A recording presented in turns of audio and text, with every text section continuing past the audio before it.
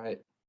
Hi, everyone. This is Hugo, and this is Jeff's DSUA 111 section for April 24th. And yeah, today we're doing the optional lab, lab 9, which is fine. We'll be able to do it. And it'll help you understand what these buzzwords like sample mean, sample standard deviation mean. It'll tell you about basically the difference between taking a sample, right, and properties of that sample versus taking a bunch of different samples and then looking at properties of the collection of samples, right? Because we've been learning like things like resampling, bootstrap, permutation tests. But yeah, all of that, if you think about it, you're creating a bunch of, instead of like, whereas before we were just taking a sample from a population and thinking about the properties of it. Now with Bootstrap, we are taking a bunch of samples from a population, right? So yeah, one of the main things in this lab will be like properties of a sample versus properties of a collection of samples. So yeah, let's do it. I will screen share.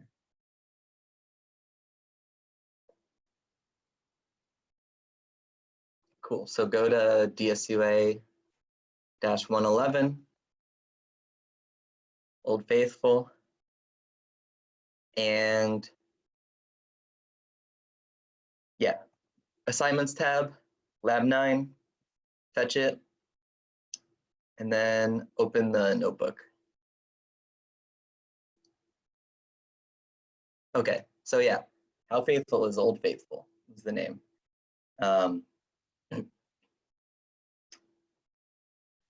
Yeah, run the first row of things. You can watch this video about Old Faithful. It's a geyser that apparently erupts on a fairly regular schedule. And we have data on how basically how long each eruption lasts, and then the amount of time between that eruption and the next eruption, right? So we're trying to see if we can kind of, like, what's the relationship between these two variables? If we know how long the last one was, can we like time our visit to be able to show up like right when the next eruption is going to happen? So yeah, we have a data set with these two variables. Duration is in minutes and wait is time between this eruption and the next, also in minutes. So you run this cell to load it and you see things like, yeah, so the first eruption in the data set lasted for 3.6 minutes, and then 79 minutes later there was another one. Second eruption lasted 1.8 minutes, and then there was one 54 minutes later, so on and so on. And so we'd like to use linear regression, right? That's what we have learned, is like finding the line that best represents the relationship between the x variable, the independent variable, and the y variable, the dependent variable. So yeah, first things first, and this is like the first thing you should do on your projects as well, is make a scatter plot, right? And so we've like hinted at it, but I don't know if we've mentioned it explicitly, that when you make a scatter plot, like and like you show it to someone, you know, and you say, hey, I'm doing data science, here's my scatter plot. The dependent variable should be on the y-axis and the independent variable should be on the x-axis. And that's exactly because of stuff like regression, because like regression is finding a pattern of like, when I increase x, how much does y increase, right? So sorry, I jumped too far there. I meant regression is a way of finding, when I increase my independent variable, how much does my dependent variable increase, right? And so since the easiest way to read a graph is like left to right, we can also look at, yeah, we should make the x-axis the independent variable and the y-axis the dependent variable, so that when we view the scatter plot, we can just read left to right, right? And we can see like, oh, is it sloped up? Is it sloped down? And we can easily interpret that as saying like, oh, if it's sloped up, that means an increase in my independent variable associated with an increase in my dependent variable. Or if it's sloped down, we can say the opposite. Or if it's flat, we can say, oh, there's no, the x variable doesn't affect the y variable, things like that. So anyway, in this case, we are trying to predict the wait time for the next eruption from the duration of the current eruption, right? And so like it says here, the column that we want to predict, assign it the vertical axis label. So here, we'll do it that way. So what we want to predict is, the name of our data frame is faithful. So what we want to predict, right, is faithful wait. And it's, that's the name of the column, whereas our horizontal axis is faithful duration. Cool. And so now you have this histogram code, and we plot it, right? And like I said, it's nice and easy to interpret this now that we've set our x-axis and y-axis correctly, because you just read it left to right. In this case, you can start it like, okay, on average, if the duration's like 2.0, the wait times are around 55, whereas as we move right, we see like, oh, if the duration's 4.5, so then the wait times are up around like 80 minutes, right? And so, we kind of see, it's not like a perfect linear relationship, right? It's not like a single line, but you could very easily draw a line through this, and then that line would do a pretty good job of like predicting, for a given duration, how long the wait is going to be. So that, and that's our goal here, right? Is someone says, hey, the last eruption lasted like 3 minutes. And then you should be able to use your regression, the results of your regression, to say, okay, that means we should come back in blank minutes to catch the next one on average. So does it suggest an approximate linear relationship?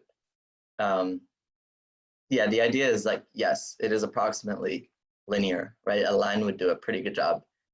It's not like waving up and down. It's not oscillating, right? It's not random. They're not spread like all over without any pattern. It's not going up and then down, right? It's just going up monotonically is kind of the math term for that. So true. Is the relationship positive? Yeah, that's what I said before, where, since we set up our x and y axes in the correct way, we can just say, oh, yeah, as I move right, the points seem to go upwards. So it is a positive relationship. The dependent variable, weight, is increasing as the independent variable duration increases. So that is also true. And you will see why we want to do this in the next cell, but we want to convert the mean of so here we have code here that computes the mean and the standard deviation of the duration column. And so this question is just asking you to compute the mean and the standard deviation of the weight column. So it's the same, the code looks the same. So np.mean faithful, and then square brackets weight. And then we take the np.mean of faithful weight. Oh, I'm sorry, wow. Not, the second one is std for standard deviation, right? So NumPy provides a mean function that we can get by typing np.mean, and a standard deviation function we can get by typing np.std. So now we have the mean and standard deviation of our two columns. And now what we want to do is we want to standardize these, we want to standardize each row. And what that means is, instead of having like the raw number of minutes, right? Instead of having the raw like duration and wait time, instead we'll transform it so that we have basically like how many standard deviations is this row, is this value from the mean, right? So it's actually called like a z-score. I just felt like saying that because it doesn't mention that in the notebook, but in like, you know, normal non-data science statistics classes, this will be called a z-score. And it just means, yeah, it's just literally computing like, okay, I have my raw data, but now like what does a duration of 5 mean, right? If we look at our scatter plot, like duration of 5 is extremely long. It would be like one of the longest eruptions, right? And so that will probably have a high z-score. It's like many standard deviations above the mean, versus 1.5 duration would have an extremely low z-score, whereas something right around the mean, it would have a z-score of 0, right? Because it's 0 standard deviations from the mean if it's on the mean. So yeah, sorry, a z-score of -1 means it's 1 standard deviation to the less than the mean, to the left of the mean, and like a z-score of 1 means it's 1 standard deviation above the mean. Z-score of 2 means that point is 2 standard deviations above the mean, and so on. So yeah, here we compute duration in standard units, also known as the z-score of each duration. So, and we take the values, right? And from each of them, we subtract the mean, because then we get just the like, oh, if the mean is 3 and the point is 4, then we get like 1, which is it's like how different it is from the mean. Because if it's higher, it'll be a positive number, and if it's lower, it'll be a negative number. But it kind of is like how far it is from the mean, right? It's how far it is from the mean, and then positive or negative based on what direction. And then we divide by the standard deviation. And that's how you make it like standardized in, so that instead of being in minutes, right? Because if we just took this, the unit would be like, oh, instead of just minute, now it's like, instead of minutes, now it's minutes above or below the mean. Whereas when we divide by the standard deviation, now we've actually changed the units. Now instead of being minutes, it's actually standard deviations, right? So cool. We will do the same thing. We'll take faithful, we'll take the weight column, and we'll subtract weight mean, right, which we computed up here. So now instead of, right, what we have so far, we would have a data set, or yeah, we would have a list of how different from the mean each weight amount is, and then we divide by weight STD, so that now it's in standard deviations of weight times. Cool. And yeah, now we just create a data frame, which is the same as our old data frame, except whereas our old one, like I've been saying, is in like raw number of minutes, this one, the unit is standard deviations from the mean for both columns. So we make faithful standard, right? And so like for every point up here, right, like this was 3.6, and let's just pick one. So the duration of the first one was 3.6 minutes. That has a z-score of 0.09, which means it's like really close to the mean, right? Which makes sense. The mean is like around 3.5, and this is like 3.6. Whereas like if we found an extreme value, like 1.8 is pretty low, right? For row 270, we go down and we see, yeah, that has a z-score of like -1.5, so it's way low, 1.5 standard deviations below the mean. Cool, so that's the only thing that's changed. Remember that like the column now has this, the column name has this parentheses standard units. Just when we access it, we have to remember to not just put duration, but like in the square brackets, but put duration, parentheses, standard units, and parentheses. So now we want to do the same thing we did at the beginning with the scatter plot, but now we're going to make a scatter plot of standard deviation of z-scores. So horizontal axis is once again the duration. So faithful standard. And instead of duration, now we do duration, parentheses, standard units. Oops. And same thing for the vertical axis, we do faithful standard. and weight in standard units. Let me just make sure I got that. Okay. Duration and weight. Yeah, cool. And scatter plot is included, so we just run that. And we see, wow, it looks the exact same, right? Like if we ignored the labels on the axes, except now we actually see the values. Like we see the mean is right here, right here. Sorry, the mean for duration is 0. The mean for weight is 0. And then, so now for each point, we can like read off how many standard deviations it is. So we can see, oh yeah, this extreme point right here has its duration is like almost, it's like more than, it's almost 2 standard deviations below the mean, and its weight is about 2 standard deviations below the mean. Whereas like this point right here is very average. Its weight is only like 0.2 standard deviations from the mean, and duration, again, it's like negative 0.2. So yeah, plot looks the same, but the data and the axes are scaled differently. So now that we have this standardized, what would we guess is the correlation between eruption duration and waiting time, right? So correlation coefficient is this number. I'll go through an intuition for it in a second, but yeah, it's just a measure of how much,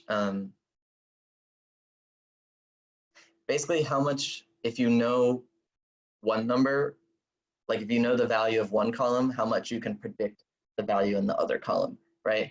So it's kind of a number that boils down what we've been trying to get at, right? Which is like, oh, if I know that the duration is 3 minutes, how confident can I be in like, oh, I think I know how long the wait will be after this, right?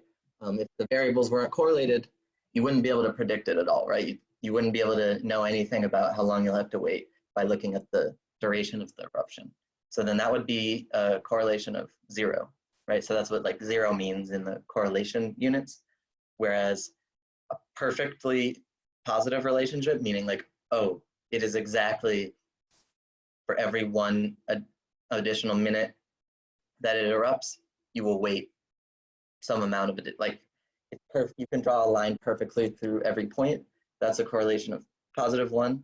And then correlation of -1 is same. It's just, but it's a line going downwards. Like if every increase in the duration of the eruption was followed by an exact decrease in the wait time, like the same, no matter like going from 1 minute duration to 2 minutes, you know exactly how much that will decrease the wait. That's perfectly negative relationship, and that has a correlation coefficient of -1. Cool. So we look at this, and what do we think? 0 would mean that it would just be like a flat line would be the best line you can draw through it. -1 would mean a downward sloping line would be the best, would fit it perfectly. And +1 would mean an upward sloping line would fit the data perfectly. So yeah, in this case, it's similar to when it asked like, oh, is there a positive correlation, right? This is just converting that intuition into a number, right? In this case, out of these 3, 1, it's probably much closer to 1 than it is to 0 or -1, right? Because it looks like we could draw a line and then use the slope and intercept of that line to tell us exactly, not exactly, but give us a very good guess of like the wait time till the next eruption from the duration of the current one. Cool. So the answer is 1.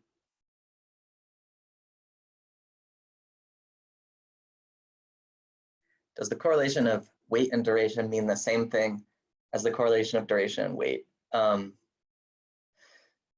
So this is, yeah, this is kind of like a weird question, but if you don't know correlation, or you just think of correlation as like an equation, this may be kind of tricky, right? So you're like, oh, I don't know, I'd have to kind of go into the formula and like change X and Y. right? But if you think about it in the information, it's from like information theory, if you want to Google that. But if you think of it in the information theoretic context of, if I know X, how much do I know about, to what degree do I know the value that Y is going to be? If you think about it like that, then you can tell that it's symmetric, actually, right? That if you switch the X and Y, you'll get the same correlation. And it's just because, like, if you can predict, yeah, if it's a linear relationship, right, you can always, like, if I tell you the X, right, we say we have a line through this. If I tell you the X, you can look at that line and predict the Y, right, really well. And you could do the exact opposite. I could give you a Y, right? I could say, like, okay, the last eruption, we waited 40 minutes for it. How long, sorry, after the last eruption, okay, so let me phrase it this way.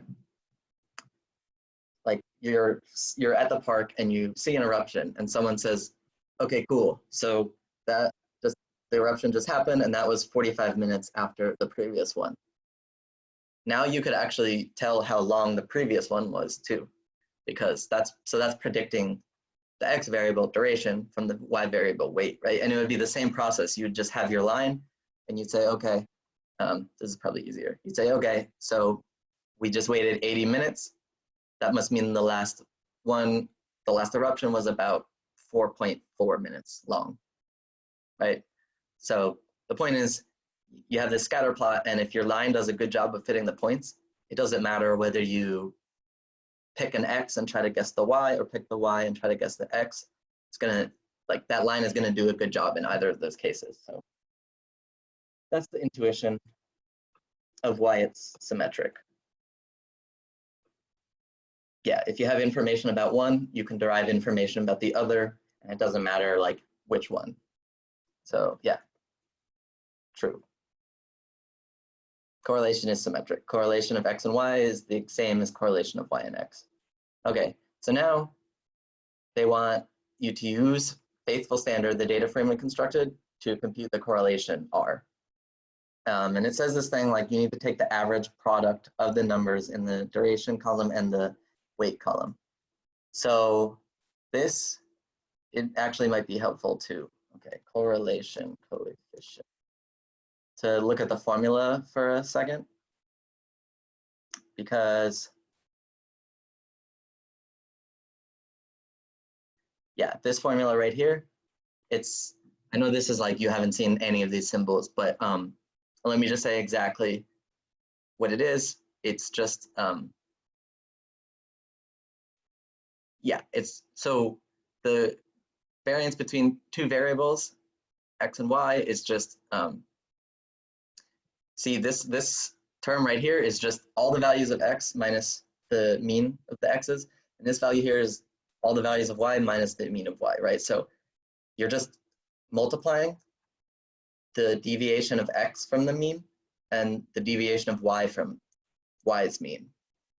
And then you're multiplying those deviations, right? And I spent like an hour before this trying to kind of gain an intuition for that, because it always seemed weird. Like, why would you take the deviation and then like multiply them, right? And then an amazing person on Stack Exchange, which is like a question and answer site for statistics, had this, I thought it was an amazing explanation, right? Which is like, okay, check it out. So we have this graph here on the left where the points are pretty correlated, right? Like, we say intuitively, oh, it looks like I could draw a line, positive line through that, and do a good job of predicting Y from X and vice versa, right? And that's what we mean by correlated. Whereas these here, they're uncorrelated, right? And so if you think about what happens when you multiply the deviation in X by the deviation, like the deviation of a certain point from the mean of X and the mean of Y. Let me rephrase it. So a given point here has an X coordinate and a Y coordinate, right?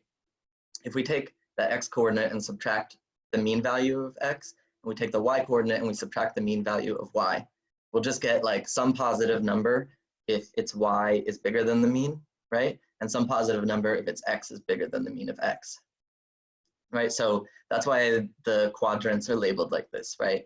Plus sign means a point here, when you multiply the deviations, right? When you multiply that point's x coordinate, sorry, the point's deviation from the mean of x and the point's deviation from the mean of y, you'll get a plus sign. You'll get a positive number, right?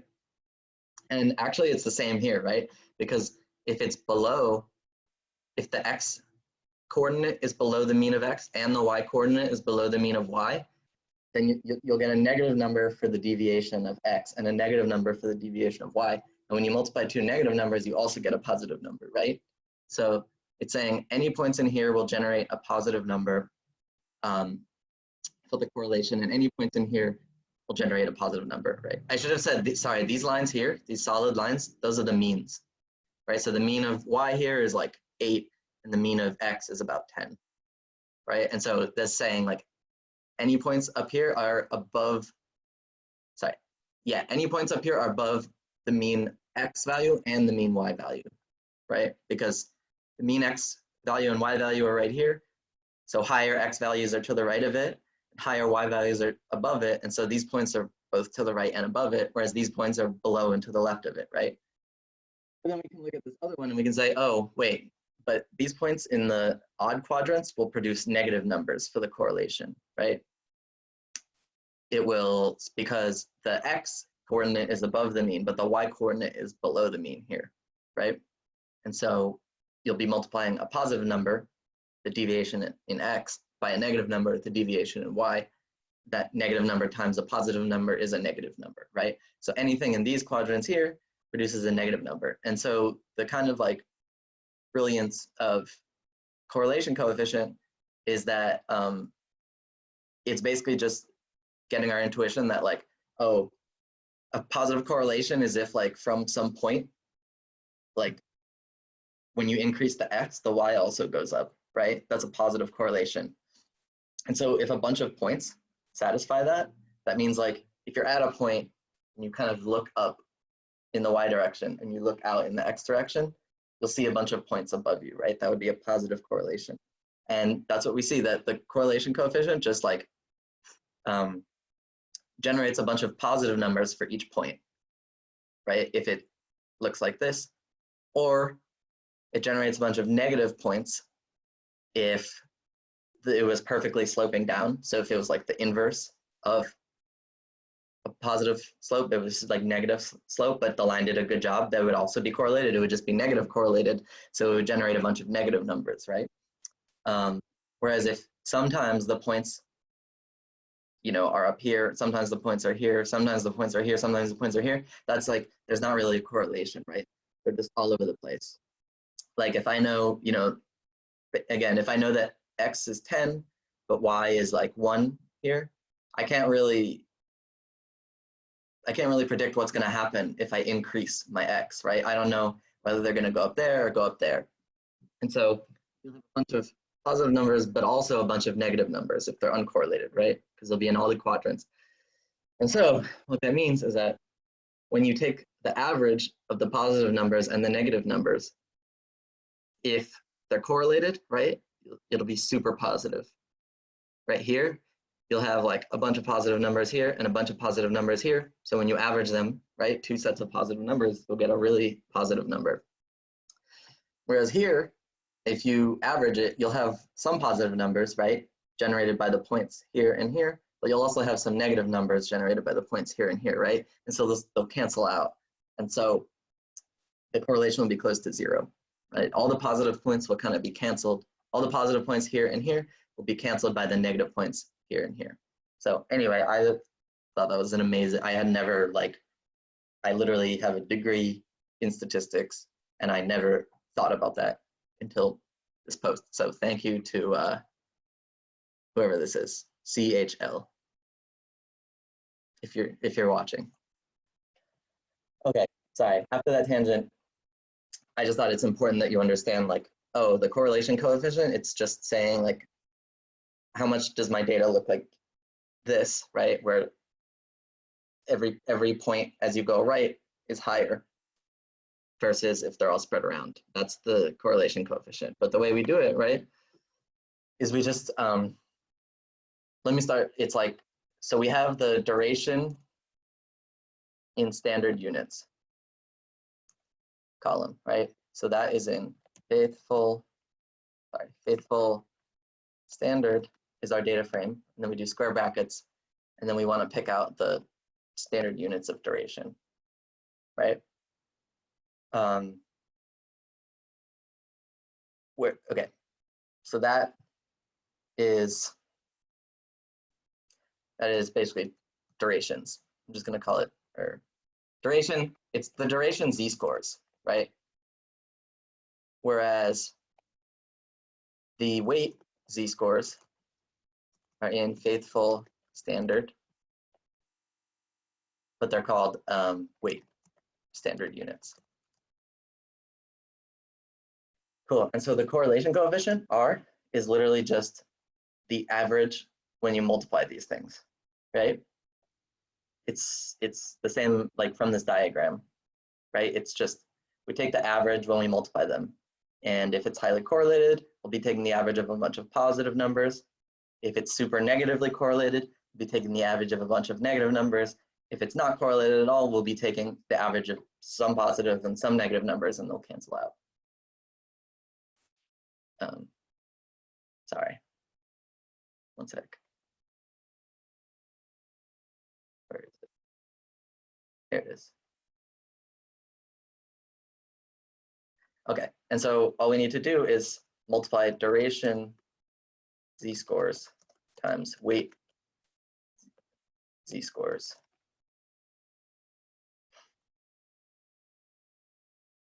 And take the mean.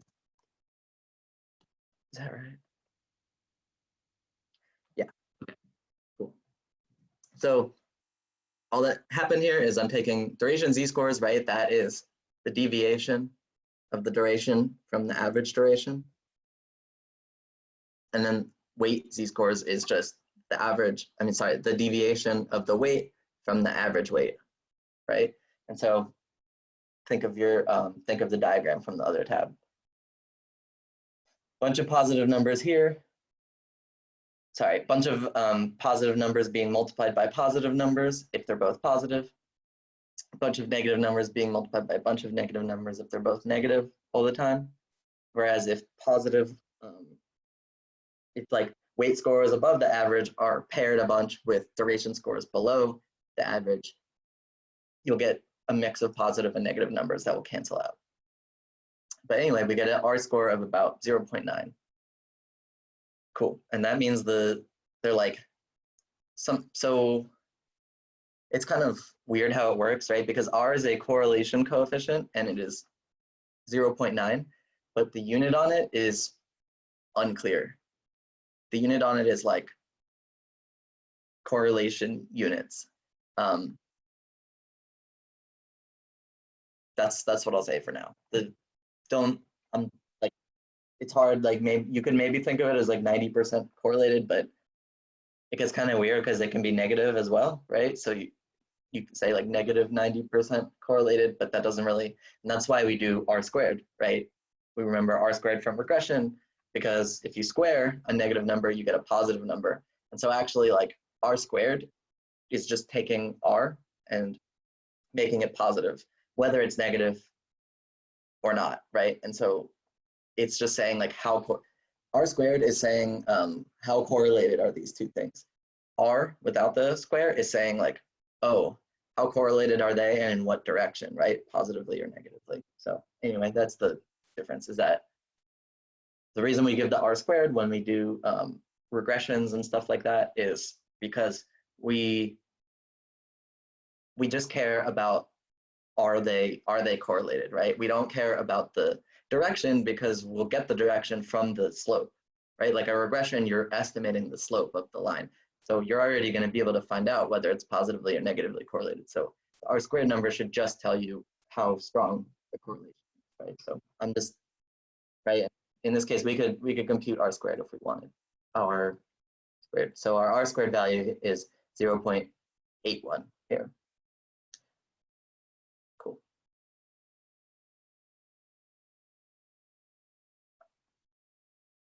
All right, on to question 2. So now, yeah, this is where we're going to explore what I talked about in the beginning, which is like taking samples versus taking collections of samples, like taking a sample and finding statistics about it, right? A single sample versus taking a collection of samples and finding a statistic about that collection, right? And again, just to reiterate it, we care about that because in like normal non-bootstrap statistics, we just have a population and a sample, and we're trying to derive things about the population from that sample. That's like statistics like 101, right? And then statistics 102, kind of where like data science starts to come into it, or like data or the fact that we have computers basically comes into it, is that actually we can resample a bunch of times, right? That's what we learned later on, is resampling.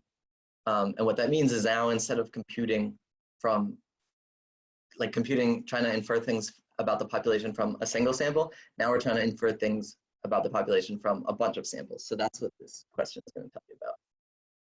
So now we're kind of extracting one column and just focusing on it.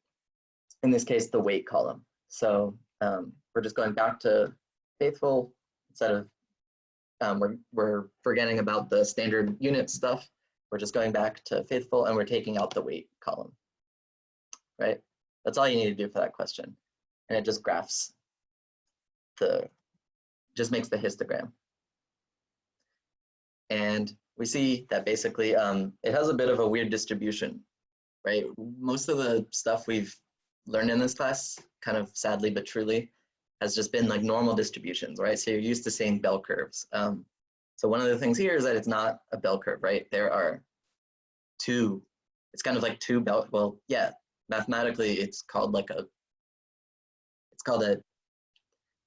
don't know, it's not interesting. It's called a Gaussian mixture model, which just means it's a mixture of two bell curves, right? Like you can see there's kind of like one bell curve on the left that has a mean of like, 55, whereas there's another bell curve on the right that's stronger and it has a mean of like 80, right? And so this is like a mixture model of like maybe like one distribution with mean 55 and then like 3 distributions of mean 80, right? That's how you would get this, and then you mush them together. Anyway, and the red triangle is the average, right? So it's kind of a reminder of why averages can be misleading, right? You're like, oh, the average wait time is 70, right? And yet, if you look at the data, actually, like, where is it?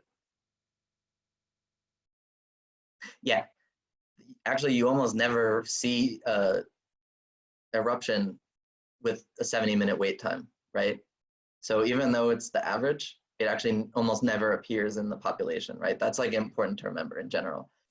Unless things are bell curves, right? And a bell curve, like the average is also the most occurring thing in the sample, right? Whereas in this case, we have it's called like a bimodal distribution, 2 humps, 2 bells. And so they're like the mean is going to be between the two, even though like all the wait times are either up here around 80 or down here around 50, right? But our mean is 70. So just keep that in mind. And we are going to take random samples with replacement, right? So it's what I was saying, where it's like, we've learned all this stuff in the past few weeks where we can just take samples either with replacement, and that gives you the bootstrap sample, or without replacement, which is just like resampling, right? Resampling, the sample is going to have the same size as your original sample.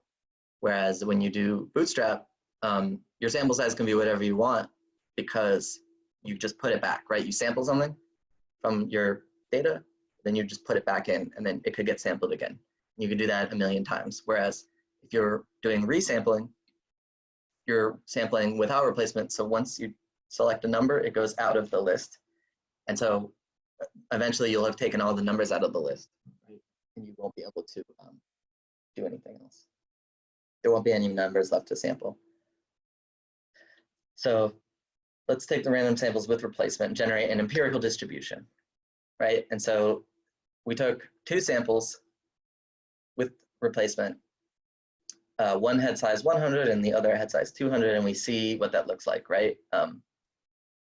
So I wouldn't worry about the population average so much here, but just look at like the different colors, right? Because what we see is that the sample of size 200, right? That's the part that looks a lot more like the empirical distribution, right? This is what the full, like, it's not the population, but this is what our full sample looks like. This is what the distribution of our full sample looks like, right? It has a much bigger hump here near 80 than near 55, whereas like, meaning this hump is probably, it's like at least twice the size of this one, right? Whereas here, if you just looked at the sample size 100, it's these lower bars. The hump at 80 does not look that much higher than the hump at 50, whereas when we increase the sample size to 200, right, then we start to see, oh, this hump is like at least twice as big as this one, right? So the point is, the next question, or this question, is just asking you to say like which one resembles the population distribution. Well, in this case, yeah, you increase the sample size, you're taking a bigger chunk of the population, so it will start to look more like the population. So yeah, if sample size 100 looks more like the population distribution, put 100, 200 looks more like the population distribution, put 200. So the answer is 200, right? As we take more samples, the distribution of our sample starts to look more and more and more like the distribution of our population, for the basic reason that like we're becoming more and more representative of the population, right? We're getting bigger and bigger chunks of the population to the point that eventually, if we made our sample size big enough, we would just hit the size of the population and we'd say, oh, now we have the whole population, right? So slowly but surely, the plot of the sample is going to look more and more and more like the plot of the population as you increase the sample size. Okay, and so what that is saying is that like that's true also of statistics that we compute, right? So not just like what it looks like, but also the statistics of what we compute, right? If we take bigger and bigger and bigger samples and we look at the mean of the samples, so like you know, we take a sample of size 100 and we look at its mean, and then we take a sample of size 200 and we look at its mean. We take a sample of size 300 and we look at its mean. The mean of the third sample should be closer, right, to the real mean, the population mean, than the second sample. And the second sample's mean should be closer than the first one's mean. The point is, here we're taking, remember, like it's going to get very tricky because here we are taking a sample, right? And we are looking at the mean of that sample. That's it. We're just doing a single sample, looking at the mean of that sample, not a collection of samples yet. But it's just saying, if you take a single sample of size 500 versus a single sample of size 1000, which one of those will have a mean closer to the population? The answer is 1000, right? So just that's how you should approach this question, which is given that the value of the real mean, right, the population mean is 70.89. If we have like 2 means, one is 71.6 and the other is 72.7, we actually can infer with high likelihood that this one right here, sorry, the sample that had mean 71.6 is probably the bigger sample, right? Because it's closer to the real mean. Does that make sense? We're kind of working like in reverse here. Here, we're just kind of like checking our intuition because it's like, we know that the real mean is 70.89, right? And now we're saying, oh, okay, yeah, as the sample that produced this mean probably has a higher sample size than the sample that produced this mean, because this mean is closer, right? If we generated a third sample that was even bigger, it would have a mean even closer to 70.89 than either of these two, right? So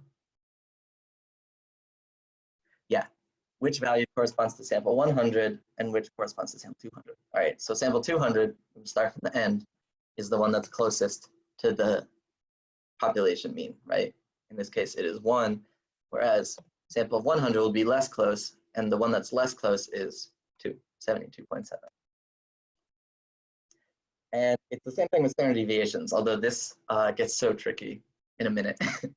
But for now, yeah, basically just the same property holds for standard deviations, right? As our sample gets bigger and bigger and bigger, we're getting close. We're getting closer and closer to the actual population distribution in like every way. So the mean is going to look more and more like the population mean. The standard deviation is going to look more and more like the standard deviation, right? It's actually true of like almost everything. The median is going to look more and more like the population median, like the variance is going to look more like the population variance. It's like a thing, right? So in this case, we use the same logic as the previous question. We say, okay, the actual population standard deviation is 13.5, right? So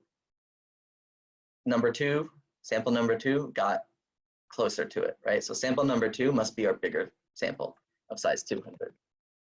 Whereas sample number one did a less good job of estimating the standard deviation, right? And so that's 1. Sample of size 100 must have produced this one, whereas we increased the sample size and got something closer. Cool. Okay, but now it starts to get a little tricky because now, finally, we have moved, like, no one ever, I feel like teachers don't do a good job of like explaining that like we're now jumping to a different level of complexity, because now instead of considering one sample, right, all we've been talking about here is like take a sample, compute its mean or compute its standard deviation, and then throw it out, right? Whereas here, what we're doing is we're going to sample, but we're going to like keep a list of samples, right? We're going to sample multiple times, and we're not going to throw it out, right? We're actually going to keep the samples in like a box, right? So we take sample 1 and we put it in a shelf labeled 1, right? Then we take sample 2 and we put it in a shelf labeled 2, right? And so on and so on. And so that sample size, right? There's still a sample size in each of them, right? Like we take a sample of size 100, put it in slot 1. Then we take a sample of size 100 again, put it in slot 2. Then we take a sample of size 100 again, put it in slot 3, right? And so there, the sample size is 100, but the number of samples, right, which in this case we call replications, is 3, right? So I just want to like make that super clear because it used to kill me in stats classes. Like there's before we only had one number that could change, right, which was the sample size. Now there's actually 2 numbers, right? We could either make the samples bigger, or we could increase the number of replications but keep the number of samples the same, right? In a perfect world, actually, like if you really want to like learn the truth about the population, really you want to increase both as much as you can, right? But sometimes you can't go out and get another sample, right? So you have to resample a bunch of times and like get a collection of resamples, right? So the point being that actually what's really confusing is that making the sample size bigger, right? Like how good your inference about the population is as you increase the sample size, and you're just looking at one sample, that has different like convergence properties, meaning that we just talked about in the last 2 questions just goes and like converges exactly to the population in both mean and standard deviation. Now where it gets weird is that when we take a collection of samples, we're basically trying to, like what we do then is we take a single statistic out of each sample in our collection, and that gives us another like meta distribution. So meaning we go into the first shelf and we say, all right, here's the first sample I took. And then we compute the mean of that, right? And we put that in our meta shelf as a number, right? It's a mean. And then we go into the second shelf and we say, all right, here's my second sample of size 100. Take the mean of that, we put it on the second meta shelf. Look in the third shelf, take the mean of that sample of size 100, put it on a meta shelf, right? So now your sample shelf has a bunch of samples of size 100, but your meta shelf of sample means, right, that only has 3 numbers in it. It has the mean of the first sample, the mean of the second sample, and the mean of the third sample, right? And so what's happening is that you're basically trying to say, oh, now what is the before I was talking about the properties of a single sample, right? I was talking about the mean and standard deviation of a single sample. Now what I'm doing is I'm like, what's the word? Amalgamating all the individual samples into a single number. So the first sample, I take the mean of it. The second sample, I take the mean of it, right? So each sample, we're computing the mean of it. So that gives us a collection of sample means, right? And now we're talking about the distribution of that. And it's a different thing, right? The collection of sample means is a different collection of things than the collection of things in my original sample, right? So if I'm taking like heights, right? So I go and I ask 100 people for their height. That's the thing of my first shelf. I ask another 100 people for their height. That's my second shelf. I ask another people for their height. That's the third shelf, right? There's a distribution of heights on the first shelf and a distribution of heights on the second shelf and a distribution of heights on the third shelf. But when we amalgamate them, we lose the distribution, right? We just get a number. We get the mean height of the people in the first sample and the mean height of the people in the second sample and the mean height of the people in the third sample. And so when we look at the distribution of people here, we're looking at one type of thing. And when we look at the distribution of sample means, we're looking at a totally different thing because they have different convergence properties, right? So we just talked about convergence properties of taking a single sample and just taking bigger and bigger ones.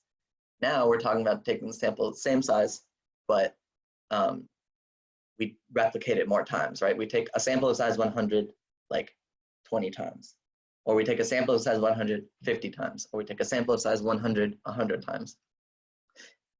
That's going to be how many numbers we get, right? If we take a sample of size 100 20 times, we get 20 sample means, right? So now we're looking at a list of numbers of size 20, whereas our samples of size 100. Okay.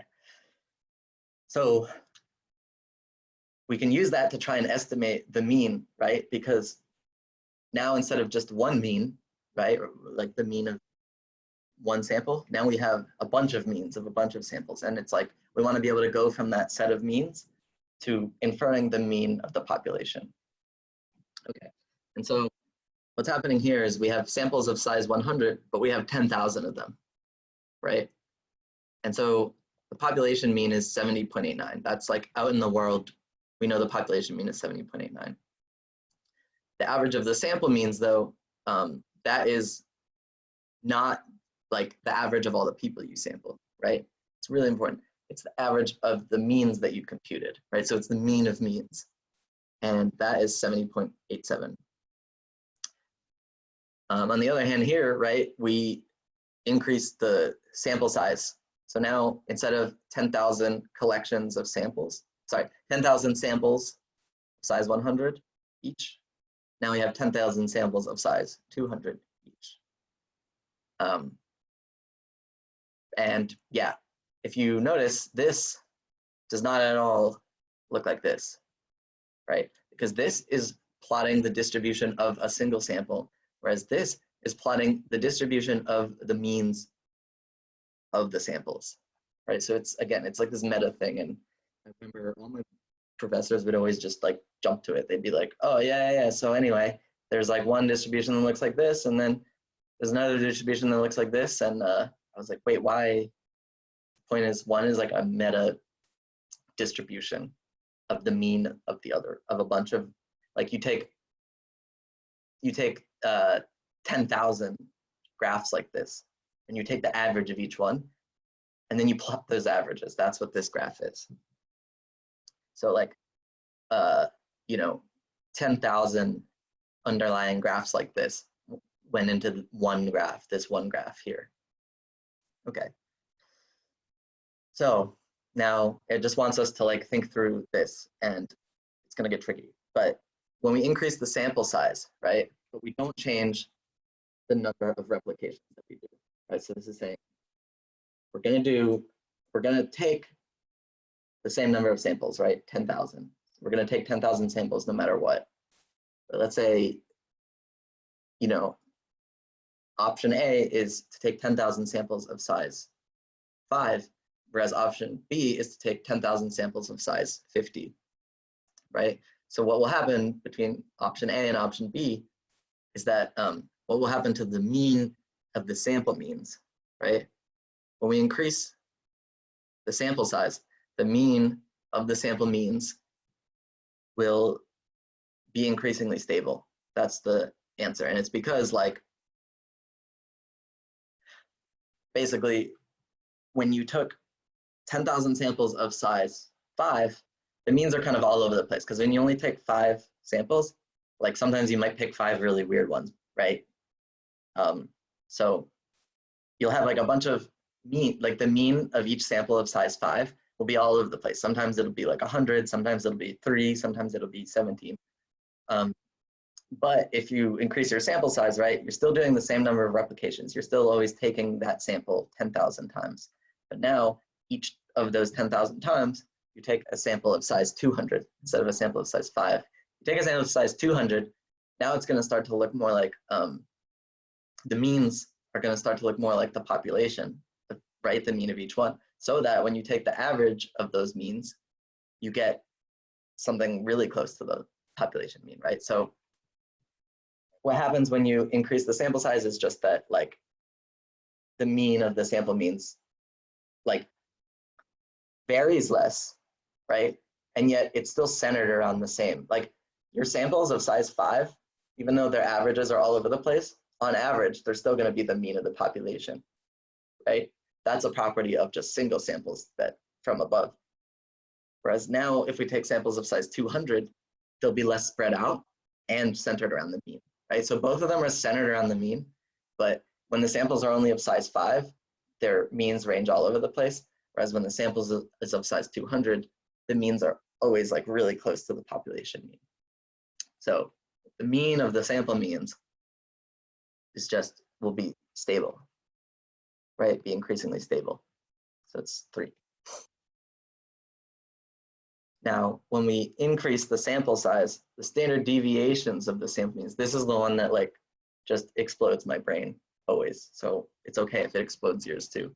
But when you increase the sample size, the standard deviations of the sample means, that actually will just always decrease, right? Because that's what I was talking about, where it's like, you take samples of size 2, it's all over the place, because it's like, oh wow, I accidentally picked like 2 really big numbers, or oh, I accidentally picked 2 really small numbers. You know, whereas if you take a sample of size 200, that's almost impossible. Like, you're never gonna just pick like the highest number 200 times, right? If you pick 200 things, most likely, because of the way that data works, it's gonna be, you're gonna get a bunch of things very close to the, sorry, when you take the average, it's gonna be very close to the mean. All right, my kernel stopped. But the point being that you get a more, as your sample size increases, you get a more precise estimate of the mean from each one, right? So like, if I take a sample of size 5, I don't have that big of a guarantee that the average of that sample will be close to the average of the population. Whereas if I take a sample of size 200, every time that I take a sample of size 200, it's going to be close to the mean, right? And so what that means is that the standard deviation, right, so meaning how much the sample means vary, will be much lower, right? You'll have a bunch of dots right around the mean, because the mean of each sample will be close to the mean, right? In both cases, they're centered around the population mean. Like that you get even if you take small samples. It's just how spread out they are around the sample mean that will be different. So let me run all this stuff again.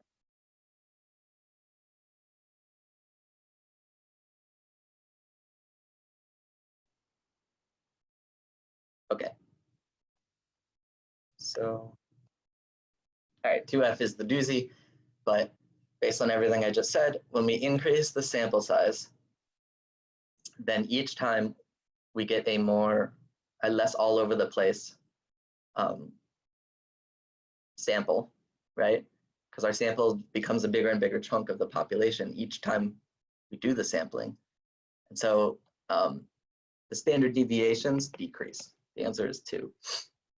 Standard deviations decrease, and I just think of it as like, you have like a bell curve, right? You have like this, but you see here we increased the sample size to 200, and it means like, see, we got fewer resample means that were like way out here, right? 60 and 66 and 74, and a lot more sample means that were right near the population mean, right? So that's why like this bar and this bar go up, right?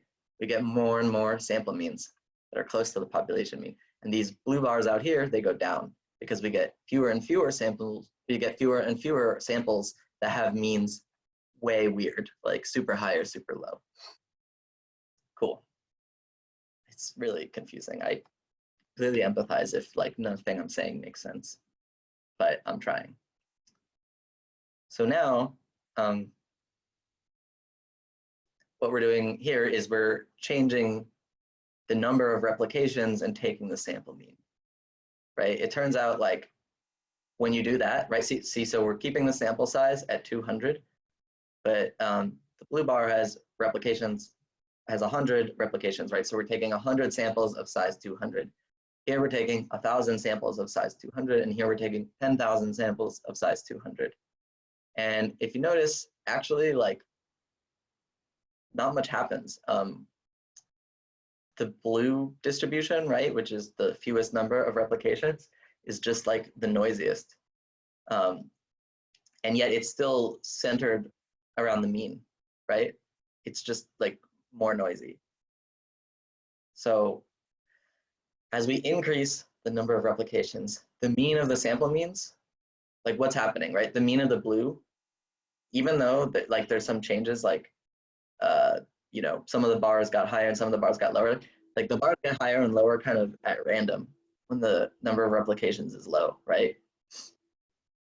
It just like, it has fewer sample means to draw on, but the sample size is always the same, right? So the sample size is 200, which is like solid. So each sample, we are getting a good like spread of the distribution.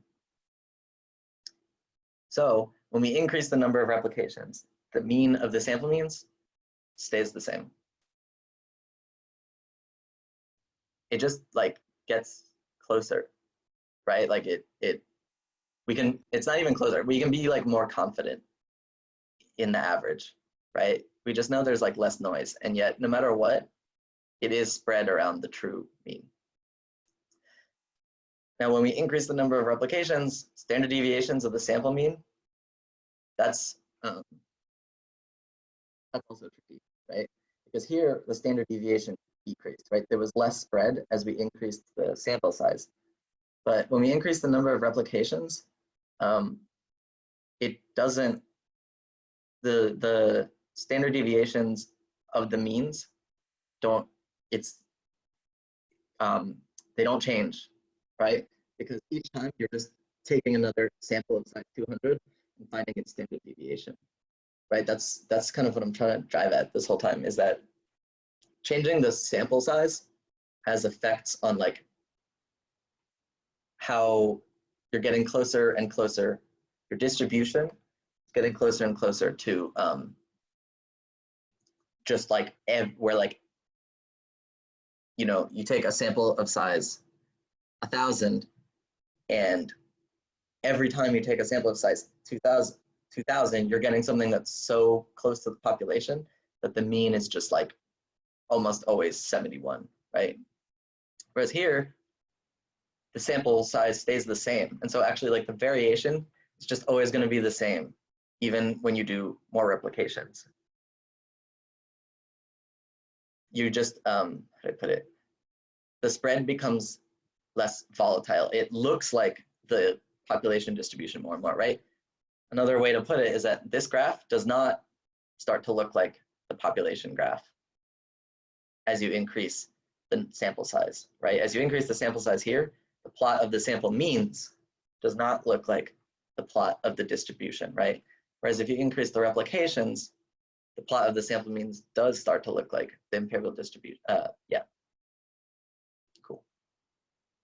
So when we increase the number of replications, the mean of the sample means stays the same. When we increase the number of replications, the standard deviations of the sample means stay the same.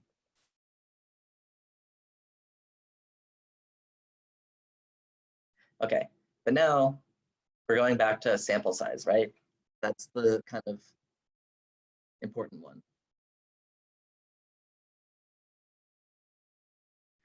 Right, each of these 6 bullet points mentions sample size. So when we, the first 3, the point is we just have to find which of these are true, right? Now the first 3 just say with increasing sample size, right? So let's group these. 1, 2, 3 is saying when you increase the sample size, what happens to the sample standard deviation? When you increase the sample size, right? The standard deviation of that sample, all that happens is it starts to look more and more like the population standard deviation, right?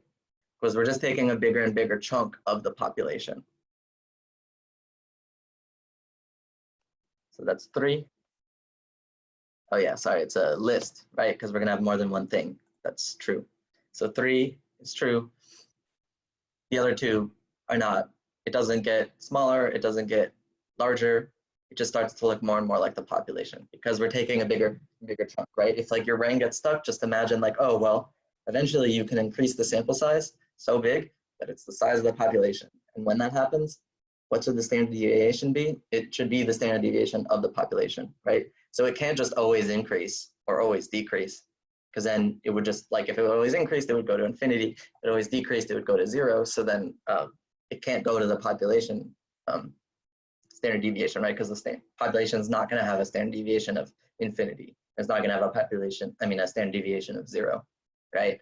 Whereas this, right, here we're increasing the sample size, and this is like the trick part, because now instead of saying the standard deviation of a sample, we're saying the standard deviation of the means of a bunch of samples, right? So now the standard when we increase the sample size, the standard deviation of the means of a bunch of samples, that is what's always going to decrease, right? So 4 is the answer there. That is always going to decrease because eventually it's just gonna, like, as you increase the sample size, right? And each individual sample's its mean is going to look more and more like the population mean, right? So then it'll be less spread out when we look at those means like as a group, right? So when we take our collection of samples and we take the mean of each sample, that collection of means is going to be way less spread out because each of the individual samples was a bigger chunk of the population. And therefore, each individual sample's distribution looked more and more like the population's distribution, right? But when we like plot those means, right, we're not plotting the data itself, right? We're making a plot where we're like trying to just figure out the mean, right? By averaging a bunch, or by looking at the distribution of a bunch of sample means. So the answer is 4. It will get smaller and smaller and smaller to the point where, like, you know, if you could take infinity, like an infinite sample size, right? Just, yeah, if you could take an infinite sample size, then it would be like basically just like a spike, right? Like, or let me put it this way: if the sample size became, yeah, this is a better way to put it. Eventually, right, the sample size is getting bigger, bigger, bigger, bigger, and eventually it hits the population size, like I talked about for 1, 2, and 3.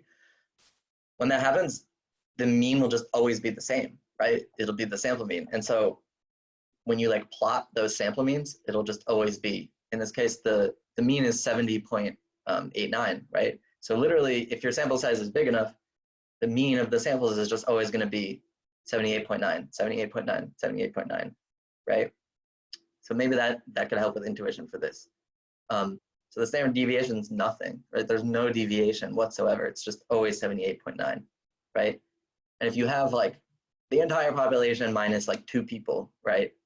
The mean is pretty much always going to be the exact same. It might change by like 0.0001, right? But so there the deviations will be super, super small, but it won't like, so the deviations get smaller and smaller and smaller because you are more precisely getting at the population mean. So yeah, hopefully this question like drives the point home that 1, 2, and 3 are asking about properties of a sample as we increase the sample size.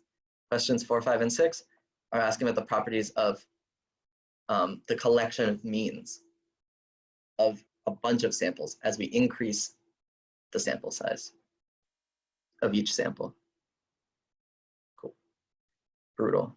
I wrote out a bunch of notes trying to like think of how to explain this, and I don't know if I did a good job, probably not, but I'm gonna try to also like just take a picture or like write one final version of the notes I took and like just like post a picture of it so that y'all have it in case it helps you, just so that you have like all the resources possible for this, because it really hurts my brain. A lot of the other stuff like the coding is the hard part, right? But I think obviously in this lab, the coding shouldn't be the issue, right? This lab is like making you think through like what happens as we go to infinity and stuff, and it's, yeah, hurts my brain. But okay, so you're done with the lab and submit it, and be on the lookout for those notes. I'll send you an email, and then next week we'll do lab 10. All right, bye-bye.